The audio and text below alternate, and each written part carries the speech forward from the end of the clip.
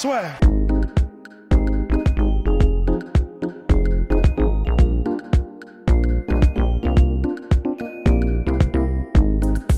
Bien, bonjour à toutes et à tous et bienvenue dans le podcast La Sueur. On poursuit ces Triple C's avec, nous répondons à vos questions en commentaire sur YouTube. Si vous nous regardez sur YouTube, vous pouvez aussi nous envoyer vos questions par message direct @lasueur sur Instagram ou podcast@lasueur.com si vous nous écoutez sur Deezer, Spotify, Apple Podcast, Google Podcast et j'en passe. Bien messieurs, aujourd'hui, question de Turner _LAG sur Instagram.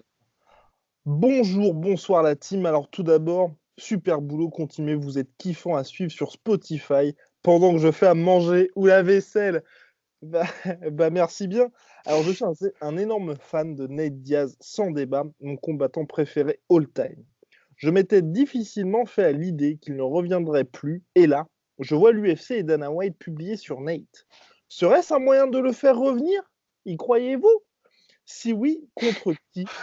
Et en lightweight ou en featherweight, car il faut un money fight un minimum compétitif. Enfin, vous dites qu'avec le bon game plan, on peut le battre. J'aimerais savoir quel est votre game plan, car vous n'en avez jamais parlé à ma connaissance. Si je me base sur mes connaissances personnelles, je dirais qu'il cut assez mal la cage et est très lent dans ses déplacements. C'est pour ça que Conor a aussi bien pu fuir quand c'était chaud, mais aussi qu'il check peu, voire jamais les leg kicks et son manque de puissance. Merci pour vos vidéos et bon courage. Mais on va commencer par la première question. Mon cher Rust, c'est finalement, est-ce que tu crois à un retour de Nate Diaz? Déjà, tout d'abord, je tiens à te féliciter parce que tu as mis le ton comme une dictée en 5e, c'était magnifique. Et est-ce que je crois à un retour? En fait, à partir du moment où il est tout le temps en condition physique de revenir, j'y crois parce que sur un coup de tête, et puis si jamais il a besoin de thunes, il reviendra. Et même, la différence c'est entre Nick et Nate Diaz, c'est que Nick Diaz, il a toujours eu cette espèce de conflit intérieur, il a dit explicitement « je n'aime pas combattre, tout ça, je le fais parce que c'est mon métier, machin ». Nate Diaz, il l'a dit dans la récente interview, il me semble que c'était avec Ariel Helwani, en gros, moi j'adore ça en fait. Je peux pas quitter ce game parce que je kiffe trop ça. Donc là, la raison pour laquelle il ne vient plus, c'est parce qu'il n'a pas envie de baisser son froc devant l'UFC et il a envie d'être payé à sa juste valeur. Et puis en plus de ça, à côté, il a tout un tas de business juteux. Donc pour l'instant, c'est pas ses priorités de revenir parce que financièrement il est à l'abri, mais il l'a dit explicitement. Il n'a qu'une envie, c'est de combattre. Il adore ça. Du coup, moi, je crois à un retour. Je crois à un retour parce qu'il y a une trilogie contre Conor. Il va falloir que ça se finisse. Conor est chaud, Nate Diaz est chaud. L'UFC sait que ça ferait du bifton. Donc, forcément, ils vont en tout cas penser à cette opportunité-là, à faire ça. Donc, oui, moi, j'y crois. Je ne sais pas quand. Ça se trouve même pas cette année, mais j'y crois. Ça. Et puis surtout qu'il peut péter un câble et faire comme ce qu'il nous a fait en 2019 où en 3 mois, le mec fait 2 combats, un combat contre Pettis, et ensuite il call out un mec, il fait le combat. Et là, de toute façon, c'est ça. L'avantage pour lui, c'est qu'avec le coronavirus, de toute façon, tout le monde est à l'arrêt. On sait qu'il y a la trilogie contre Conor qui arrivera soit cette année, soit l'année prochaine, en fonction de ce que Conor fait, parce que clairement, sportivement, aujourd'hui, c'est pas dans les priorités. Mais c'est vrai qu'il est toujours en parfaite condition physique pour revenir. Et surtout, avec la cut qui s'est pris quand même contre Masvidal en novembre dernier, faut de toute façon qu'il prenne vraiment le temps de vraiment soigner ça. Et je crois qu'il a fait aussi une vraie opération chirurgicale pour faire en sorte que justement, le problème qu'il avait quasiment depuis le début de sa... depuis qu'il commence à se faire ouvrir, à chaque fois il se fasse ouvrir au même endroit, ce soit enfin résolu. Mon cher Polydomso, alors quel game plan pour venir à bout de ce cher Nate Diaz? Moi, je trouve que l'auditeur, il a mis le doigt sur on va dire, les principaux aspects, on va dire, des habitudes qui sont exploitables chez Nate Diaz, donc j'ai pas grand-chose à rajouter. C'est vrai qu'un des problèmes des deux frères Diaz, d'ailleurs, mais particulièrement de Nate, c'est qu'il a du mal à enfermer l'adversaire avec son footwork. Parce que c'est quelqu'un qui boxe, même si il a des capacités d'explosivité un peu plus que Nick Diaz, mais c'est quelqu'un qui boxe beaucoup en volume.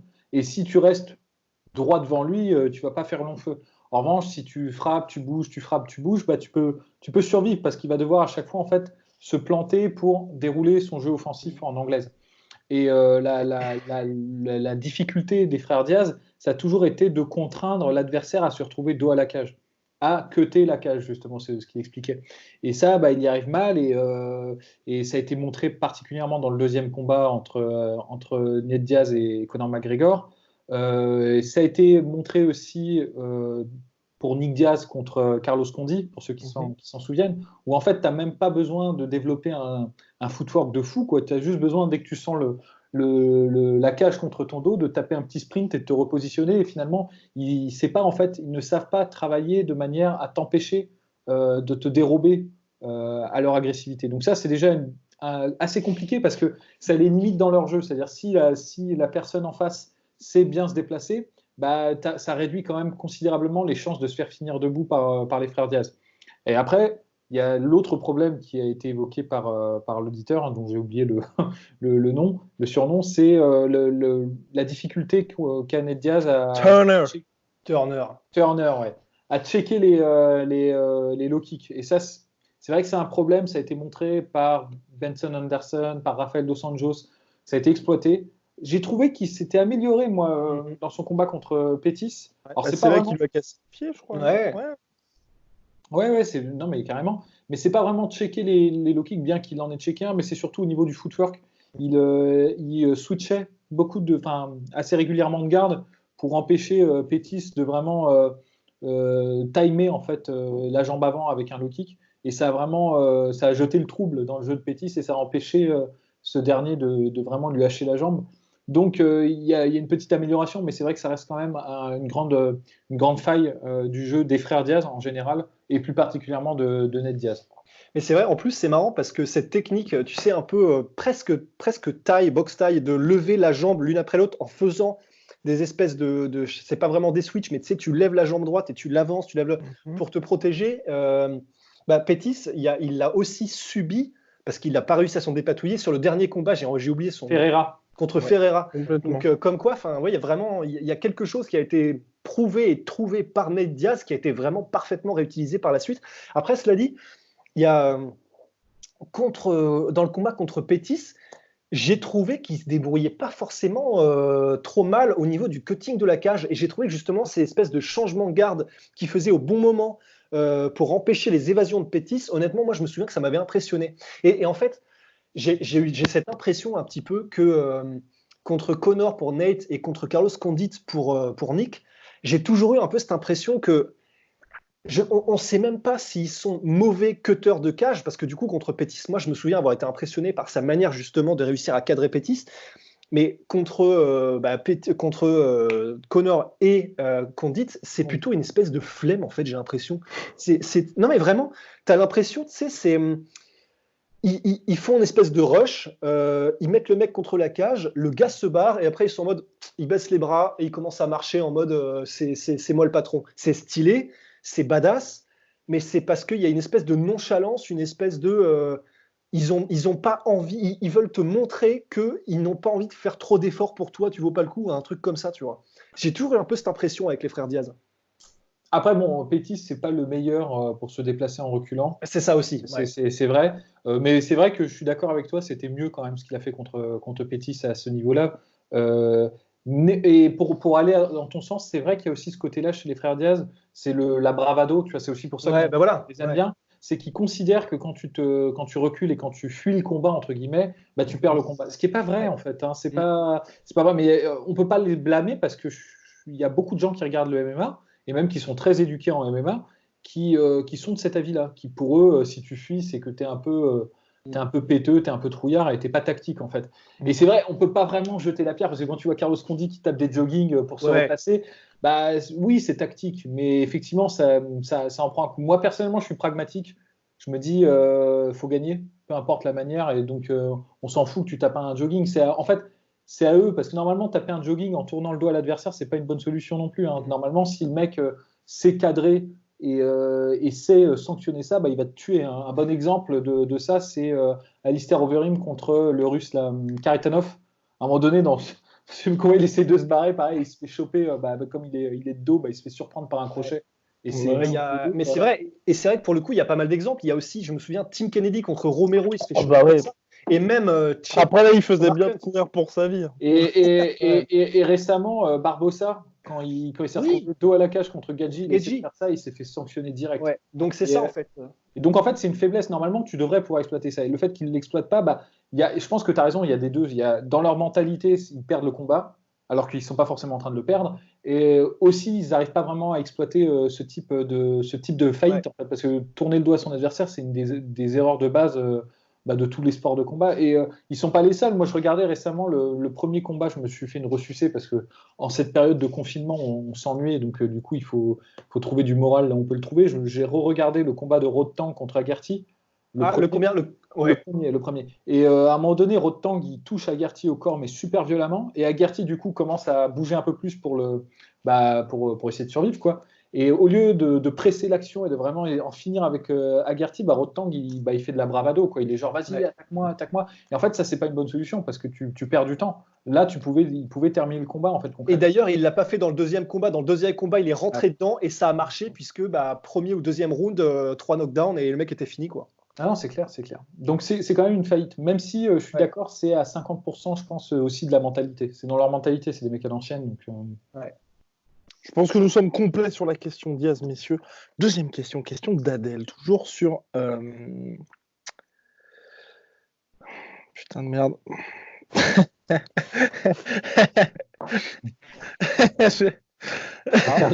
Il a perdu l'écran de questions. Là. Je viens de supprimer. T'es pas en train de regarder un sombre dessin animé Happy Few. C'est terrible. Je crois que je viens. C'est pas possible. Qu'est-ce que tu es en train de faire là? Il est pieds et poings liés là, vraiment. Je viens de supprimer la question d'Adèle.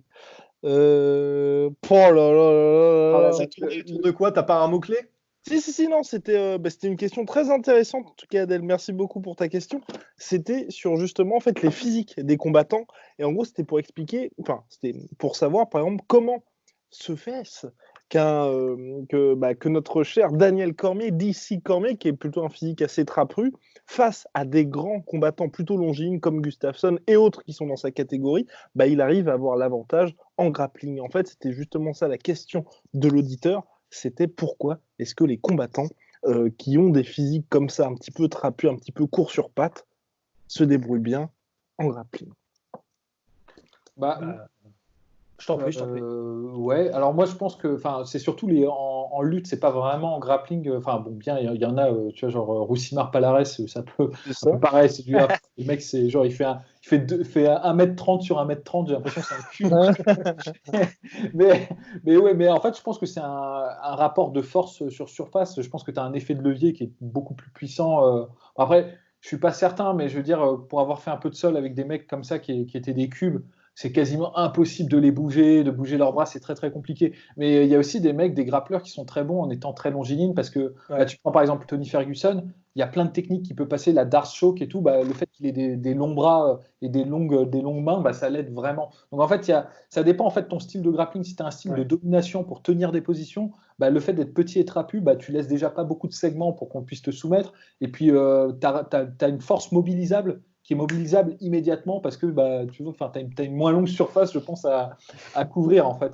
Et tandis que quand tu es en défense, je pense être long, et c'est pas mal aussi. Hein. C'est une arme. Toutes les techniques de triangle ou les gardes que tu peux faire, genre la rubber guard ou des trucs comme ça. Butter guard. Là, je pensais la butterfly guard, mais c'est pas ça en fait. C'est la rubber guard en fait.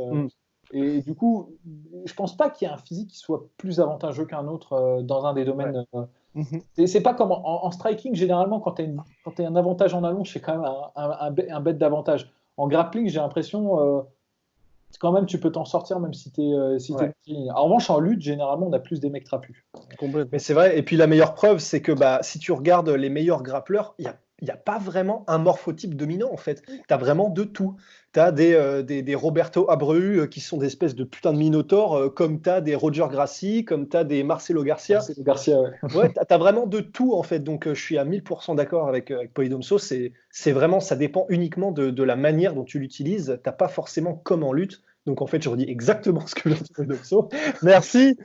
Allez, au revoir. Après, je pense pour faire un peu une analyse sociologique du truc, je pense qu'il y a la plupart des gens qui font la transition à MMA, c'est des gens qui viennent du programme de lutte américaine.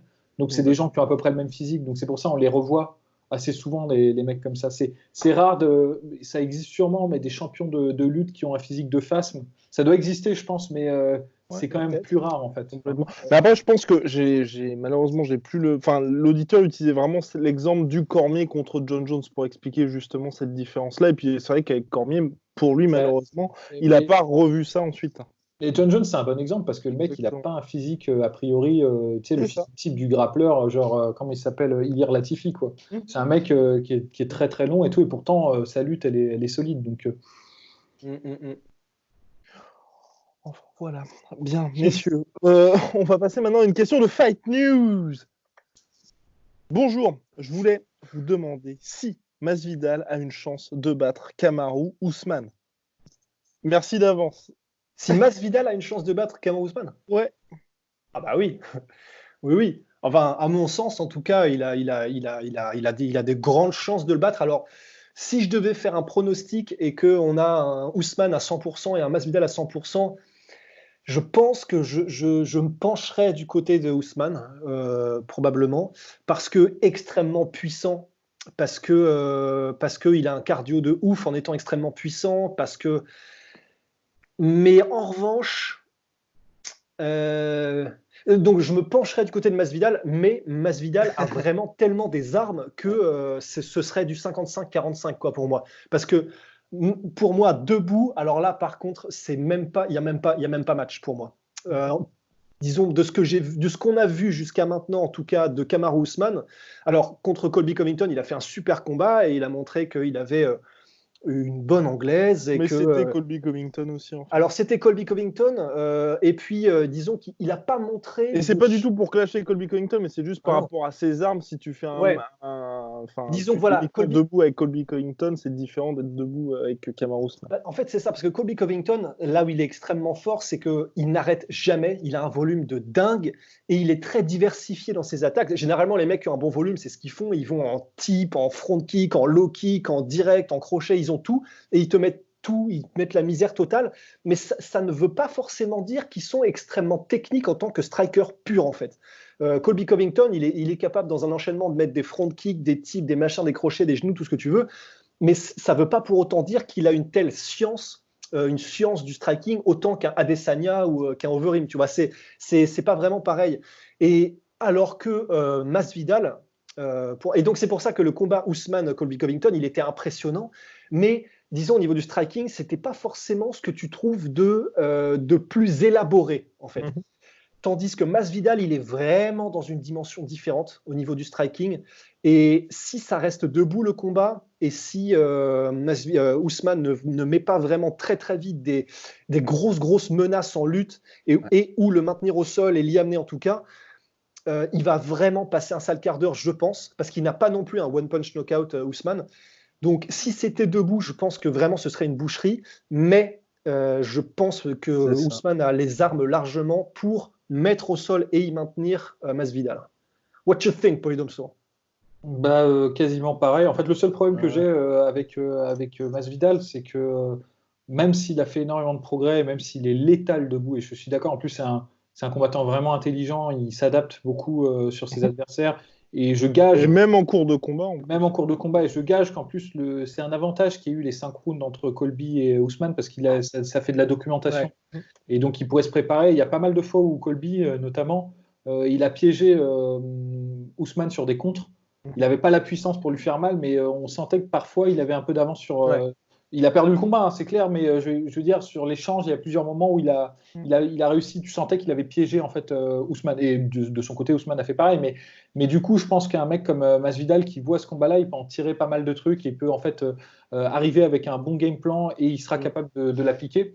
Moi, la seule difficulté que j'ai avec Masvidal, c'est qu'il vient de ATT et qu'ils ont un peu avec comme Dustin Poirier, ils ont un peu la même approche au niveau de la défense de takedown et de ce que tu dois faire quand tu es mis au sol, c'est de tout de suite scouter pour aller vers la cage pour ensuite faire du wall wrestling. Ils sont vraiment là-dedans dans ce truc-là. Ouais.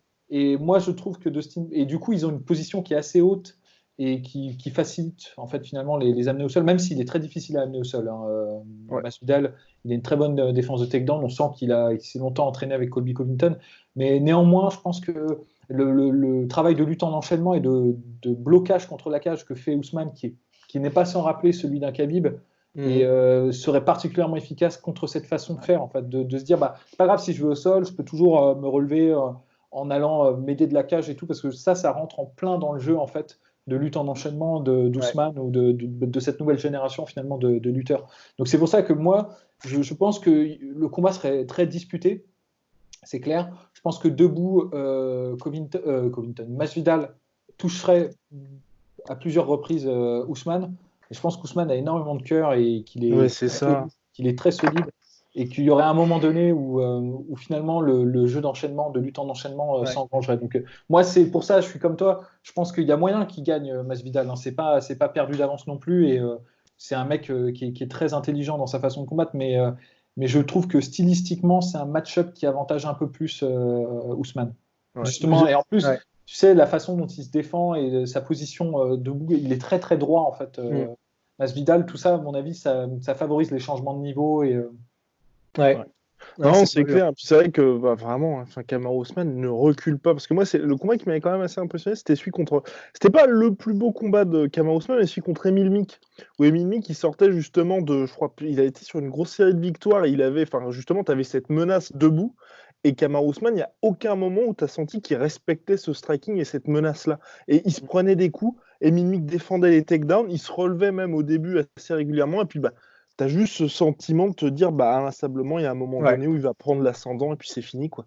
Et alors que Emil Mick, ok, est à des années-lumière de Jorge Masvidal, mais physiquement et debout, tu te dis, c'est quand même assez sérieux, tu vois. Et au moment où il était notre cher Kamaru Usman dans sa carrière, tu te serais dit, c'était quand même un vrai test pour lui. Et voilà, quoi. Et il était à 30% à cette époque. Ouais, c'est clair. Mais après, il y a toujours la wild card avec Masvidal, c'est qu'il a un côté que, par exemple, que Dustin Poirier n'a pas, c'est qu'il est un peu plus foufou. Ouais. Et il peut tenter des trucs, genre le genou sauté ou des trucs comme ça. Donc ça, c'est toujours c'est le contre-uno, je sais pas quoi, c'est le change de tour. Il peut saisir des opportunités et vraiment faire la différence là-dessus. Donc en tout cas, c'est un combat qui va être ultra compétitif, ça j'en suis certain. Bien, question de Renato officiel. Salam l'équipe. J'espère que vous allez bien et que vos familles se portent bien. Merci. C'est sympa. Et voilà, merci. Ah, c'est ça merci. C'était juste ça. On a reçu une question par mail de David Asenjo. Alors, envoyé de mon iPhone. Salut la sueur, comment ça va? J'ai juste une question. Pourquoi les gens dénigrent autant le Bellator et le One Championship en Asie? Il doit manquer un mot parce que pour moi, au final, les combattants ont tout autant de mérite qu'à l'UFC. Bonne journée. Bon, après, je ne sais pas si c'est parce que les gens dénigrent, mais c'est vrai qu'on l'a dit dans pas mal de podcasts, l'UFC est quand même clairement la ligue numéro 1. Puis ensuite, c'est un petit peu le Bellator, le Rising et le One Championship qui se tirent un petit peu la bourre pour dire qui est le numéro 1 bis, mais enfin, même pas 1 bis, numéro 2. Parce qu'on voit tous les chiffres au niveau des deals. Même ne serait-ce que, je crois qu'aux États-Unis, par exemple, le Rising et le One FC, ils n'ont pas de vrais deals aujourd'hui actuellement. Le Rising et le One FC, de vrais deals, comment ça? De vrais deals dans le sens de diffusion. Parce que je crois que le One FC, ils sont peut-être sur Bleacher Report. Oui, il me semble. Avec Turner, mais le Rising, ça pour dire que l'UFC, ils sont sur ESPN. Ouais, voilà. Bellator, je crois que s'il y a un événement sur 2, tu peux même pas le regarder en direct. Enfin. Ouais, mais ils ont un truc avec Paramount, Bellator. Oui, c'est ça. Mais je veux dire, tu vois, quand tu as un événement que tu peux même pas voir en direct quand elle est en 2020. Ouais. Ça craint à mort. Ah non, ça craint du boudin. Mais après, je sais pas si on peut vraiment dire. On dénigre pas les. Ouais, en fait, voilà, c'est juste conscience.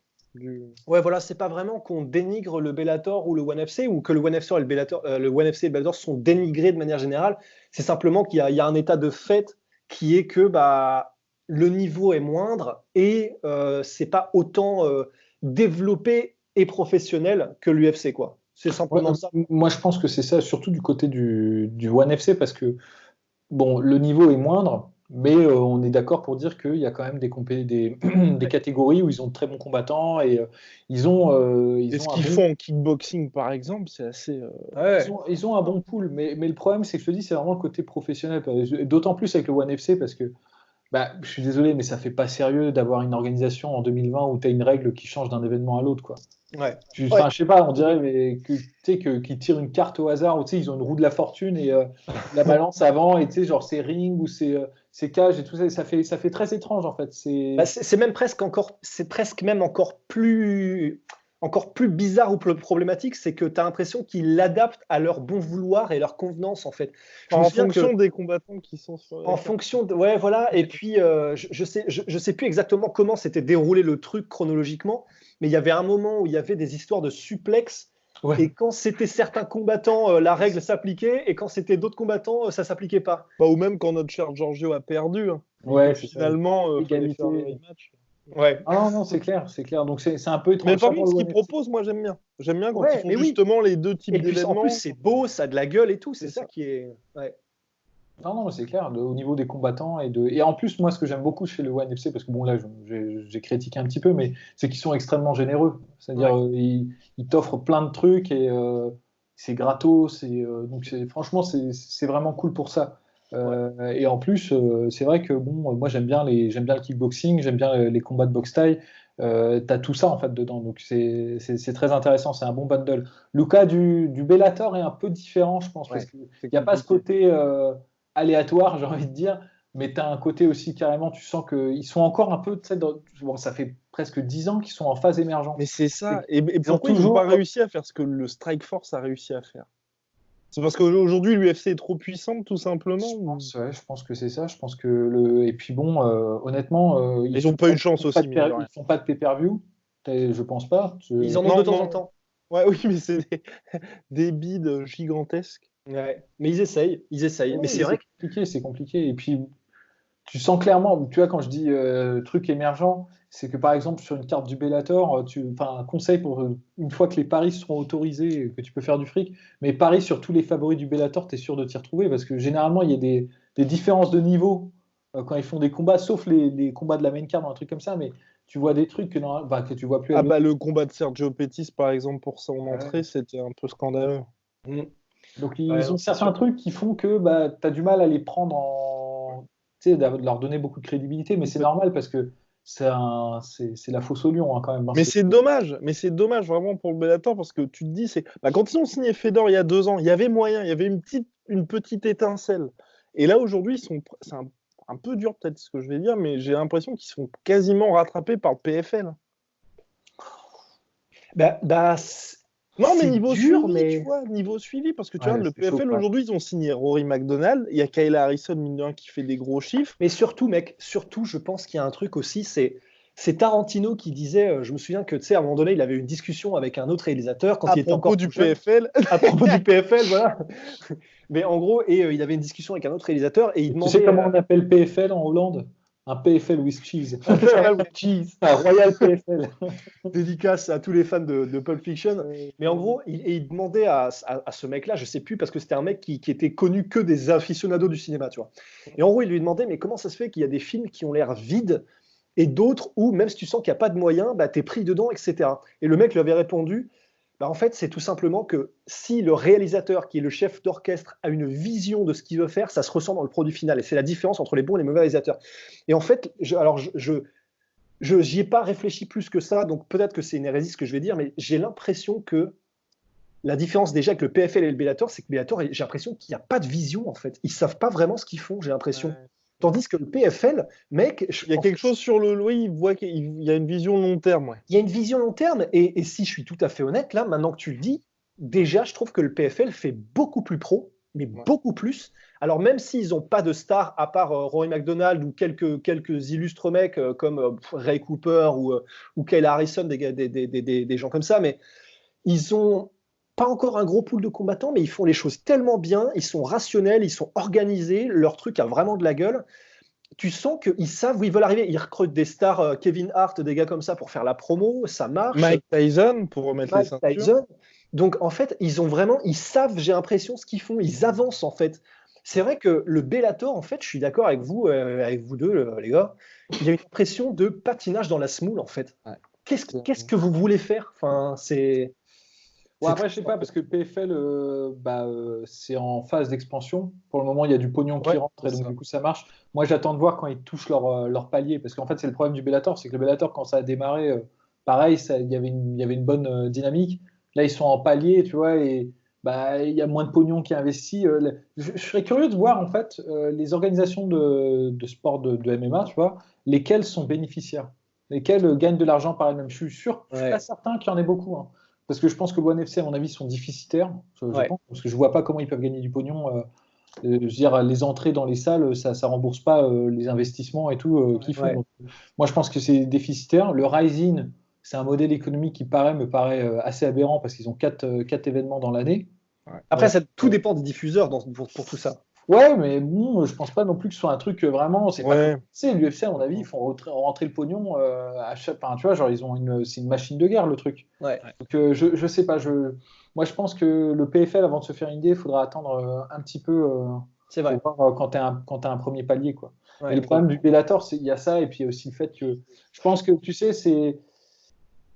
parfois, il ne faut pas chercher la facilité, je pense. C'est un peu facile de dire ça, mais le truc, c'est que tu vas gagner un truc sur le court terme et sur le long terme, ça va te faire perdre en crédibilité. Ils sont allés sur la voie des Kimbo Slice, Dada 5000 et de Ken Shamrock à 60 ans qui combattent. Quel événement, les gars! Quel événement! Ils ont choisi ça parce qu'effectivement, d'entrée de jeu, y avait des gens qui allaient regarder. Hein. Tu vois, les noms, c'est comme ça. C'est ainsi fait que y a des gens qui vont tourner qui vont regarder quand même le truc parce que le nom leur rappellera quelque chose. Et les mecs n'ont pas dû leur coûter bien cher. Je veux dire, je suppose pas que les frais de Ken Shamrock aient été énormes pour le faire combattre. Ouais. Donc c'était la voie de la facilité, mais je pense que la crédibilité du truc, même dans la psyché, dans l'inconscient des gens, ça a dû en prendre un coup parce que ça fait pas sérieux, quoi. Avec tout le respect, quoi. C'est comme j'ai un peu le même problème avec le KSW. Tu vois, j'adore le KSW, mais bon, quand ils font combattre Lady Squad contre je sais pas qui. Et puis même là, ils ont signé Artem Lobov. Mais c'est un combattant, Artem Lobov. Attends, je veux dire, on peut rigoler tant qu'on veut, mais qui c'est qui a signé? C'est le KSW qui a signé? Ouais, KSW a signé Artem Lobov. Non, attends, mais c'est pas comparable avec les discours. Oui, non, ça c'est vrai. Oui, non. Et la seule comparaison qui est à l'UFC, c'est des trucs qui n'ont pas été pardonnés à l'UFC. Genre le catcheur, j'ai oublié son nom, CM Punk. Ouais. Et le boxeur James Toney. Ouais. Et ces deux trucs-là, c'est vraiment c'est pas l'effet de gloire de l'UFC, quoi, pas du tout. Hein. C'est clair. Non, c'est vrai, il y a des attentes professionnelles pour l'UFC, alors que c'est vrai. Pour le reste, c'est le Far West. Bien, on va passer à une question de Abdougoul. J'en profite pour vous poser une question, une suggestion. Serait-ce possible d'aborder dans une vidéo le sujet des magnifiques combats qui n'ont jamais vu le jour? Un peu comme Khabib versus Tony, qui risque malheureusement, encore une fois, d'être annulé. Ne dis pas ça. Ne dis pas ça. Ne dis pas ça. En tout cas, merci d'avance que vous répondiez à la requête ou non. Vous faites un super taf, tous les trois. Continuez comme ça. On vous kiffe. Pouce vers le haut. Bien, alors messieurs, un combat chacun qui aurait pu voir le jour, mais qui ne s'est pas fait. Pour moi, je pense que ce serait Prime GSP versus Anderson Silva, je pense. Oh! Ouais. Après, en fait, si je suis... Et puis, ce qui est bien, c'est d'expliquer aussi un petit peu l'histoire derrière, parce que comme ça, les gens en ont plus d'argent. En fait, c'est vrai que oui, c'est donc Georges Saint-Pierre, qu'on ne présente plus, Anderson Silva, qu'on ne présente plus, mais c'est vrai qu'il y a eu une période où les deux étaient écrasants et dominants dans leurs catégories respectives, donc en welterweight et en middleweight. Mais c'était à l'époque encore où les champions n'avaient pas que pour seule idée de je suis champion, maintenant je monte ou je descends pour faire du buzz. Ils avaient vraiment, c'était des champions qui défendaient leur ceinture, c'était des champions qui avaient à cœur de faire C'était une époque où il y avait des valeurs. Mais donc, c'était une époque où ils étaient un peu plus frileux. Quoique Anderson Silva montait régulièrement la heavyweight, mais il faisait plus des combats un petit peu, tu sais, pour rigoler, tu vois. Il désossait un mec, il revenait. C'est même pas le temps de prendre froid, tu vois.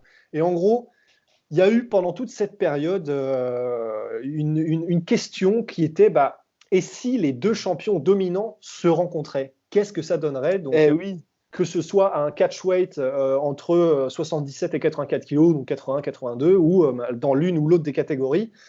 Et ça s'est jamais fait. Et c'est vrai que au niveau des styles, c'était intéressant parce que Georges Saint-Pierre, le mec ultra complet, qui est excellent partout et que personne n'était encore en mesure de réussir à arrêter, tout simplement, et qui était en croisière tellement il n'avait même pas besoin de se pousser la machine pour vraiment remporter ses combats. Et à côté de ça, il y avait l'étincelant Anderson Silva qui, lui, en gros, il coupait ses adversaires comme un couteau chaud dans du beurre, hein, pour ne pas faire un anglicisme. Et voilà, et on l'a jamais eu. Alors après, en fait, c'est vrai que à l'époque, ce qui donne d'autant plus de regrets aux gens, c'est que Georges Saint-Pierre est finalement monté pour affronter Michael Bisping en middleweight. Et Michael Bisping, donc ça, voilà, il est double champion, on lui enlèvera jamais. Et il a battu Anderson Silva. Ouais, mais bon. Ouais. Oui, avec voilà. Mon cher Polydomso. Ouais, moi je vais pas faire quelque chose de très original. Alors c'est un combat qui a eu lieu, mais qui a eu lieu trop tard. C'est Wanderlei Silva contre Chuck Liddell. J'aurais bien aimé voir ça quand ils étaient au top, tous les deux. Ouais. C'est un combat qui aurait dû se faire. Chuck Liddell avait participé au tournoi du Pride et normalement, en fait, la contrepartie, c'était que Wanderlei Silva devait faire un tour par l'UFC. Ça s'est pas fait parce que les mecs du Pride sont des margoulins. Quand tu vois le tournoi du Pride, tu vois la braquette de Chuck Liddell et tu vois la braquette de Silva, tu sens l'embuscade. Chuck Liddell, il s'est retrouvé avec Alistair Overeem et Rampage Jackson dans ses braquettes, alors que je crois que Wanderlei Silva, il avait 2 obscurs japonais en face de lui. Donc bon, voilà, il est arrivé ce qui devait se passer. Chuck Liddell a mis KO Alistair Overeem, mais c'était une grosse guerre et il est pas passé. Il s'est fait battre par KO, je crois, par Rampage Jackson. Ouais. Wanderlei Silva a désossé Rampage Jackson et finalement, ça s'est pas fait. Ça a rendu fou Dana White, qui n'aime pas être le dernier dindon de la farce. C'est un truc que je n'apprécie pas. Ça a empêché toute cross-promotion. C'est un peu, le domino, quoi, l'effet papillon, parce que là, c'est ce qui a empêché, en fait, je pense que c'est en partie ce qui a empêché les négociations avec Fedor et tout derrière, parce qu'ils ne voulaient plus entendre parler de cross-promotion, de trucs comme ça, et c'était vraiment, on ne saura jamais ce qui s'est passé dans les négociations avec Fedor, hein, parce qu'à chaque fois qu'on raconte l'histoire, il y a des légendes. Elle s'embellit au fur et à mesure, mais un des obstacles vraiment qui bloquait, c'était que Fedor voulait que le M1 soit copromu l'événement avec l'UFC, et ça, c'était niette pour Dana White.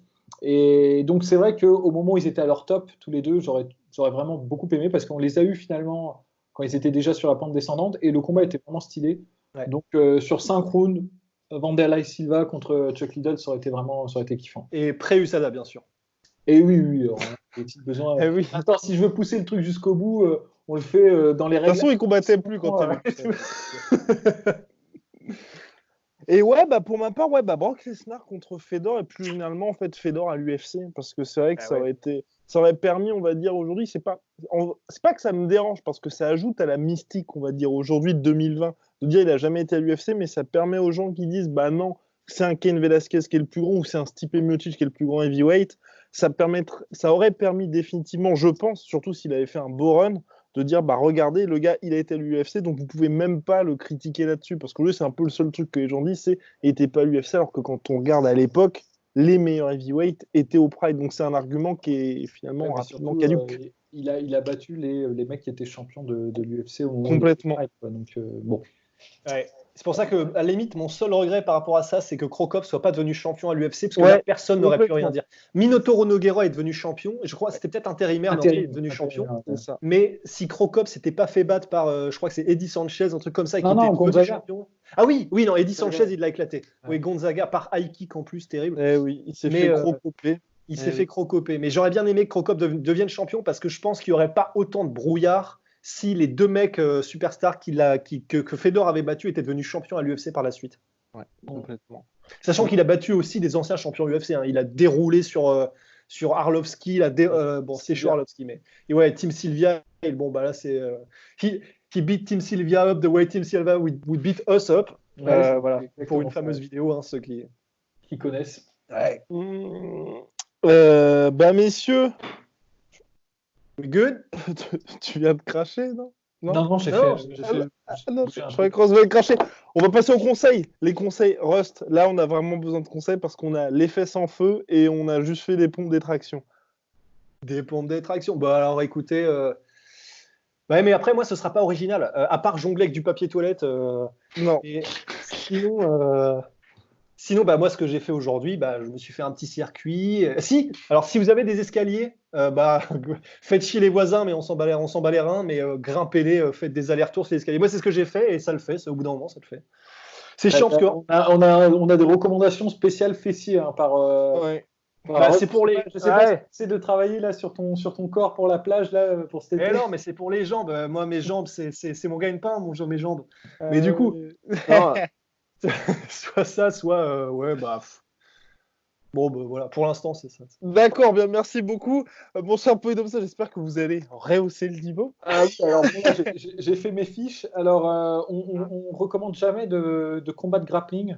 Moi, je vais en faire un. Je vais faire une reco spéciale grappling parce que pour moi, c'est un des plus beaux combats que j'ai vu.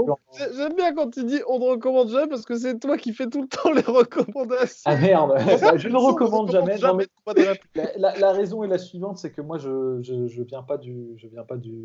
j'ai pas trop pratiqué le sol, quoi. Et donc, du coup, j'ai un peu moins d'affinité avec ça et je le regrette et je regarde beaucoup en ce moment parce qu'on a le temps. Et Il pardon. ouvre son cœur. Ouais, la vache. Non, honnêtement, ouais, très honnêtement. Et là, le combat que je recommande, c'est Gary Tonoun contre Cron Gracier Eh oui. ADCC. Je crois que c'était à Beijing en 2013. Vous pouvez trouver le combat sur YouTube et Complètement. il est assez ouf. Il est back and forth. Comme Ah, il dit. mais mine de rien, le grappling, en plus, il y a pas mal de beaux trucs à regarder. Parce que surtout le Polaris, ce qu'ils font là, le dernier combat de Luke Rockhold contre. C'est Polaris ou c'est Metamoris? Je sais même plus. Polaris, c'était monstrueux. C'était vraiment monstrueux. Enfin bref, je vous en prie, mon cher Poedoms. Donc voilà, si vous voulez regarder un bon combat de grappling bien stylé avec des changements, en plus c'est court, ça se regarde assez rapidement, c'est pas mal. Sinon, petite recommandation, il y a un documentaire sur YouTube, c'est une perle ce documentaire. Faut parler un peu anglais parce que je crois pas qu'il y ait les sous-titres, mais c'est le premier championnat du monde de Kyokushin. Tu mets First World Championship of Kyokushin sur YouTube. Merci. Non, mais je dis ça, bon, peut-être faudra mettre les liens. Et tu as une vidéo de YouTube qui fait 1h30, mais franchement, elle est en or la vidéo, quoi, parce qu'on te présente les combattants qui viennent de chaque. En plus, c'était à l'époque où il y avait des grosses différences de niveau et tout. Donc Ouais. bon, faut se faire au format de règle du Kyokushin. C'est un peu déroutant de voir des mecs au corps à corps en train de se taper le corps et tout. C'est un peu bizarre si on n'a pas l'habitude. Mais passer ça, en fait, c'est assez intéressant et franchement, c'est plutôt cool, quoi. C'est à l'ancienne, quoi. C'est marrant. Donc ça, c'est pour mes recos fight. Et pour les recos culture, bah, je vais faire une reco manga. Je vais recommander Coq de combat, qui est un bête de manga, sur les 13 premiers tomes, je crois, parce que le reste part un peu en couille derrière. Et donc c'est un peu... bon, je vous fais le pitch rapidement. C'est un mec qui se retrouve en tôle parce qu'il a tué ses 2 parents. Donc déjà, ça commence d'entrée de jeu. Ça commence fort. C'est un anti-héros, et on ne sait pas pourquoi. Et en prison, il se fait molester. Alors, il se fait, je crois, violer dans le premier manga. Donc, déjà, la barre, elle est haute, quoi. Ah ouais, quand même. Ah bah c'est le cas de le dire, ouais. Ouais, non, bah c'est. Ça rappelle le pitch de. C'est quoi? C'est le film que t'as vu il y a pas longtemps, Rust, là, Sonic. Ah Je sais pas si le pitch est aussi développé que celui de Sonic, d'après ce que j'ai entendu, mais bon. Et donc, du coup, il apprend le karaté en prison pour se défendre. Et ensuite, ça part en cacahuète. Il va faire un tour par le K1 et tout. Donc, c'est pas mal. Le manga vaut vraiment le coup si jamais vous pouvez le trouver hein, d'une manière ou d'une autre. Hein. Je vais pas lancer de conseils. Non mais le truc commence par quand même. Le mec se fait molester en tôle, bute ses 2 parents, mais après, ça part en cacahuète. Ah non, le truc, il est assez difficile. Et même pour les sports de combat, tu sais, les mangas, c'est un peu n'importe quoi, mais franchement, le mec, tu sens qu'il a poncé la période K1, début du Pride, parce que, en fait, bon, ça s'appelle pas le K1, ça s'appelle pas le Pride, mais il y a carrément des clins d'œil qui sont faits, en fait, à des personnalités connues, et ceux qui connaissent un peu cette période-là reconnaîtront des gens... un petit peu comme PES et FIFA. Voilà, c'est exactement ça, c'est tout à fait ça. Et en revanche, surtout, évitez le film. Ne regardez pas le film, c'est de la merde en bas. C'est de la merde en bâton. Il faut lire le manga, quoi. Il y a des gens connus qui sont dans le film ou c'est comme Ouais, Jean-Claude Van Damme il y a Masato qui est venu toucher un chèque dans le film, mais, Merde. mais sinon le film Ouais. c'est de la chiasse, quoi. C'est pas bon. Bon, voilà. C'était les conseils de Polydomso qui ont effectivement un petit peu haussé le niveau. Bien, très vite. N'hésitez Est-ce pas. que je peux recommander un truc aussi? Bah non, pour l'épisode prochain. Pour l'épisode Ok. prochain, mon cher Rust. Parfait. Parce que Parfait. faut qu'on se laisse des billes quand même. Faut qu'on se laisse des Bon, billes. après, on a le temps d'en trouver des billes. Hein. Mais surtout que les gens aient le temps de c'est consommer. vrai. Parce que bon, ils ont déjà 1 heure de podcast, plus les vidéos, plus les combats, plus mine de rien, tous les conseils sportifs de Rust. Donc bon, ça fait pas. Plus le télétravail, hein, parce que mon N'oublions RSA va pas se payer tout seul. Hein. Bon, allez, à la prochaine. Au revoir. Soit.